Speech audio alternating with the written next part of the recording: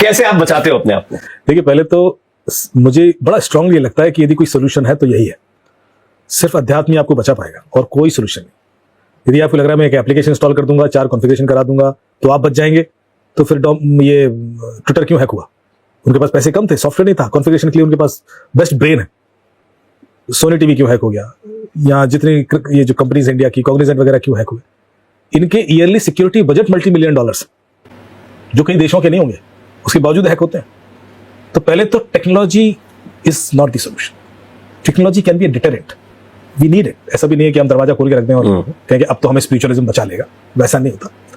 पर it can take you to a level, उसके beyond जो गलतियां होती है वो ह्यूमन ही करते हैं।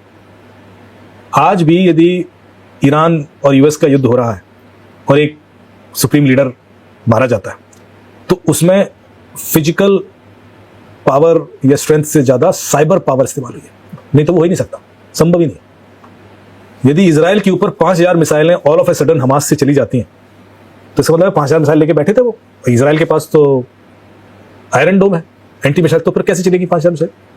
इसका मतलब है कि इनको पता है कि इस वक्त में कुछ पैच अपडेट है या कोई लैग आएगा जिसका हम फायदा उठा सकते। That is a cyber espionage. बिना साइबर एंगल के, बिना डेटा थेफ्ट के ऐसी कोई ऑपरेशन हो ही नहीं सकते। तो आप को क्या लगता है सब टेक्निकल तरीके से हो जाता है? इसमें किसी इंसान से गलती कराई जाती है। टेक्नोलॉजी अपने आप कभी ऐसा नहीं हुआ कि आपके पैसे उड़ के कहीं चले गए, कभी नहीं हुआ। हम कन्विंस्ड हैं, हम डाल रहे हैं, अब जो डर के डाल रहे हैं या लालच में डाल रहे हैं या जो भी कारण रहा वो बात अलग है, but it is being done by you. वो करना आसान है, और वो जामताड़ा वाले बच्चे भी कर लेंगे जो आईटी नहीं गए वो अलवर के बच्चे कर लेंगे जो 16, 17, 18 साल के हैं, वो किसी को भी। उसके लिए आपको फिजिक्स, मैथ, साइंस पढ़ने की जरूरत नहीं। तो वो क्या ऐसा जानते हैं?